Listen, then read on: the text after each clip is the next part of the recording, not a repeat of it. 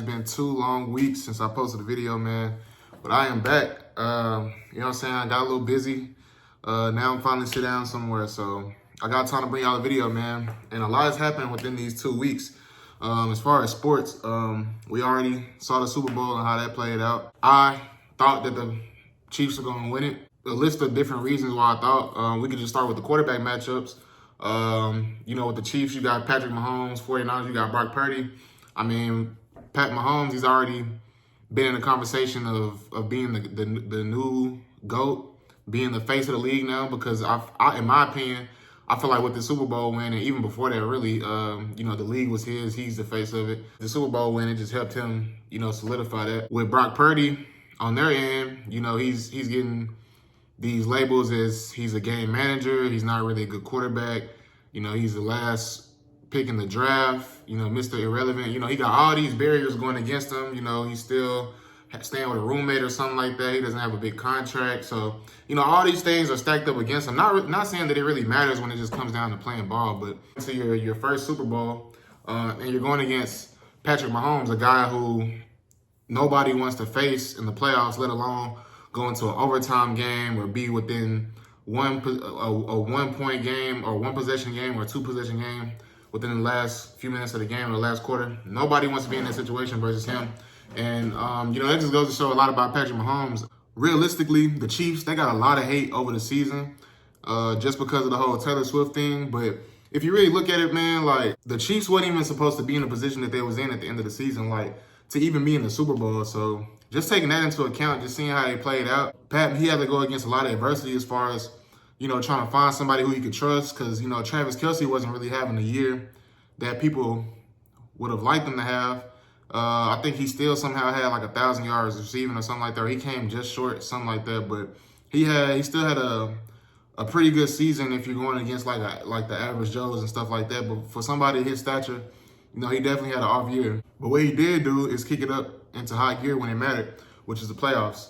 I think in every playoff game he had over 4 or 5 receptions, put up at least 60, 70 yards, and he did his part, man. I feel like he was the big key in why they was able to do what they was able to do, man, because Patrick Mahomes had somebody who can really rely on and trust, and then Rashee Rice came and played a big role too, being able to be that guy who can get some yak yards or just be reliable as far as catching the ball, because that was a big thing during this season too. That's one of the reasons why they got rid of Kadarius Toney. Well, not even really got rid of him, but I mean, they kind of like did him the way they did to get him out the way, because you know, you had the offsides on the big game-winning play they had with the back pass from Travis Kelce, and just all the drop passes he had in close games and when it mattered. And I think it started to get in his head a little bit, because Kadarius Toney, he cold, but he just had a lot of issues going on. So I feel like that was a hindering factor on him. And then we just get into the defense, the way the defense played. Like, the defense is another big reason why the Chiefs was able to win, because they played their ass off. And I'm not gonna lie, the Ravens is the game that really solidified it for me, because I was like, okay, the Ravens got the toughest defense in the league right now, and their offense is hard to stop too. But just because of the threat, the run threat that they have, and then just to be able to play action and pass to all these people like Odell Beckham, Rashad Bateman, Isaiah Likely, Mark Andrews, you know, Zay Flowers. You got all these weapons on offense at every position, from receiver, from outside to slot to tight end. And then you got a plethora of different types of running backs who can not only run but catch the ball out the backfield too. And then Lamar being able to run and do what he do. So that game was their biggest test, and they was able to come out and handle it to the best of their ability. Like, every time a team messed up, they capitalized. And they always stayed pretty clean as far as, you know, not turning the ball over. You had a couple fumbles here and there, but Patrick Mahomes, I think throughout the playoffs, he only threw 1 pick, maybe 2, through the whole start of the playoffs to the Super Bowl. So, you know, this kind of solidifies him as the GOAT, really, of our generation. With the next generation coming up, he's definitely on pace to be the GOAT. With Brock Purdy, on his end, he played a solid game for sure, but I just feel like it was a lot of pressure going into the game for him, and you know, it just wasn't their year to win it. They've gotten to the Super Bowl, I think, 2 or 3 times now. They ain't been able to do it with Jimmy Garoppolo, now Brock Purdy. I just feel like, bro, it's kind of hard, bro. You going against Patrick Mahomes. I mean, they had a hell of a season. They stacked. on their offensive side of the ball too. But they had the big turnover from Christian McCaffrey. And then what really did it for them was whenever Ray McCloud he muffed the punt. Granted, his teammate touched it, but in that situation, like, you gotta dive on the ball. Like, I get he touched it and you want to try to pick it up and make something happen, but possession of the ball is always way more important, especially when you got the lead in a close game like this, Super Bowl versus Patrick Mahomes. Like, you gotta dive on that. Like, I know in the moment, like, it's easier to say watching at home, like, but like anytime there's ever been a loose ball like that, like, and there's people around, and you know it's a punt return automatically, so people are coming full speed. So you ain't gonna have time to pick the ball up and try to make something happen. You're gonna have to like securely get it on that first grab. And since you wasn't already focused on trying to catch the ball anyway, it was gonna be hard for you to just go ahead and catch it with quick reflexes and then try to make something happen. So I think where he messed up right there is he should have just dove on it. So then when he did that, the Chiefs got all the momentum. They took the game over. So the game didn't even really fall on Brock Purdy for real because he played a solid game. I think the big factor in what played out in the game and the reason why the 49ers possibly really lost that game, the loss of Greenlaw. Greenlaw was the real reason why they really lost that game, I feel like, because if you look at that first drive, they came out, the 49ers, Greenlaw made, I think, every single play that first drive, and he got up turned every single time. Like, he was flying around, being real physical, getting up, turning up every play. Like, he just had the defense turned up and ready to go. Like, and he had that fire in the edge, and we already seen what he did versus the Packers. He had 2 big picks. He balled out all season. He's a dog along with Fred Warner, but I think that's what really hurt them. Even though they was able to still come out and play a pretty good game on defense, I feel like losing Greenlaw was like the real key factor in why they lost this game. The Christian McCaffrey fumble was big too, but I feel like they played as good of a game you can play, still getting into overtime versus the Chiefs. The 49ers, their coach taking over and trying to call the plays on offense in the second half is kind of why they lost too. He's 0-3 now when he takes over as the OC. He got to let people do their job what they're in a position to do, because at the end of the day, just how the Chiefs went out and planned for these 2 weeks that they had to get ready for the Super Bowl, same way all the staff did on the 49ers. So, you got to trust in your OC to be able to make the coaching adjustments and, just call the plays to win the game. Granted, he came out in a formation that you didn't like on a key down, but that don't mean you just take over the reins for the whole game. And I feel like that was their biggest issue right there. Yeah, man, just getting into the game. It was a great game. Halftime show performance. Let me know what y'all think in the comments about the halftime show. A lot of people were saying that it was mid. A lot of people didn't like it. A lot of people said it was really good. A lot of people enjoyed it. Me personally, I feel like it was a good performance just to the fact that, Usher is pretty up there in age. He gave us a great performance as far as he gave us different type of choreography. Go from dancing and singing to switching clothes and switching sets and going from regular shoes to skating. You know what I'm saying? And then, he did his little patented look move he be doing and all that. So I feel like it was a good performance. He had her come out. He had Alicia Keys come out. So he definitely gave us a good performance. A lot of people just don't be satisfied no more. Like, people just think everything is mid, or like, I don't know what people be expecting for them to be, pleased with somebody's work. But yeah, man, just getting into this conversation about the next GOAT of the league. You got in the conversation, realistically in the conversation, you got Patrick Mahomes, Lamar Jackson, Josh Allen, Joe Burrow, and yeah, that's really it. I wanted to throw in like Justin Herbert or a Tua, but they just can't really get over the hump as far as what they're doing. I could even throw in C.J. Stroud, because C.J. Stroud, for him to be a rookie, he still came in and had a hell of a year. So I could throw C.J. Stroud in there because of the type of year that he had. And realistically, like the face of the league right now is Patrick Mahomes. And we look at what he's did.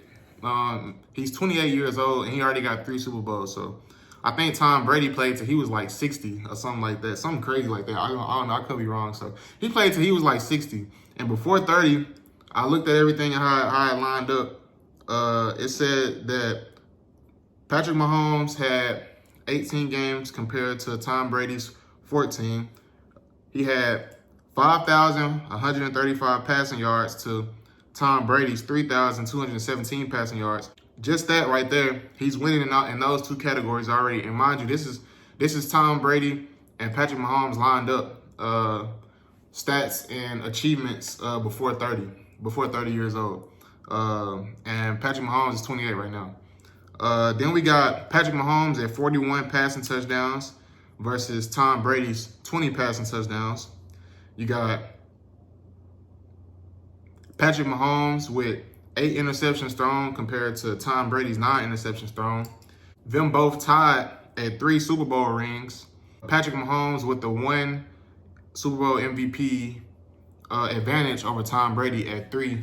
Tom Brady had 2 Super Bowl MVPs. So when we put them next to each other, the stats are pretty neck and neck in a sense, but Mahomes definitely has the edge in majority of the categories.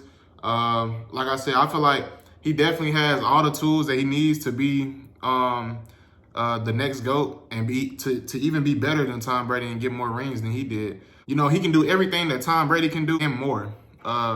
With his rushing ability, his awareness, his arm, he got a hell of an arm. His football smarts, he knows coverages. I feel like you can't really do anything against him. Like, if you play man against him, he's just going to eat that up all day. You play zone, he's going to sit back and find the soft spots in the zone. It's going to be too easy for him. I feel like man is probably your best bet, but you just have to play perfect coverage all the way around. But even then, he'll put the ball somewhere where only his receiver can get it. And with all that being said, you know, if his receivers and his skill players around him, they make the plays they supposed to, he always gonna be in position to win and be in the playoffs and go to the Super Bowl. So, you know, that's just my take on it. In my opinion, you know, Patrick Mahomes is definitely well on his way to passing Tom Brady. I feel like it's definitely a possibility. A lot of people don't like that, man, and I understand it. That's just like putting it in the terms of, you know, LeBron being where he's at right now, and then the next up-and-coming star starts to do, you know, great things at a young age, and people will be like, well, is he better than LeBron already? Like, I can get where that comes from, because I'm a defend, like, I'm going to ride with LeBron all day, like, no matter who it is. I don't care if it's Luka, you know what I'm saying? No matter what, LeBron's still going to be the GOAT. So I get why people feel that way about Tom Brady when it comes to the fact of people talking about Patrick Mahomes being next up or being better than him already. I can understand that. But me personally, records are meant to be broken. You know, greatness is meant to be, you know, matched, or if not soared beyond.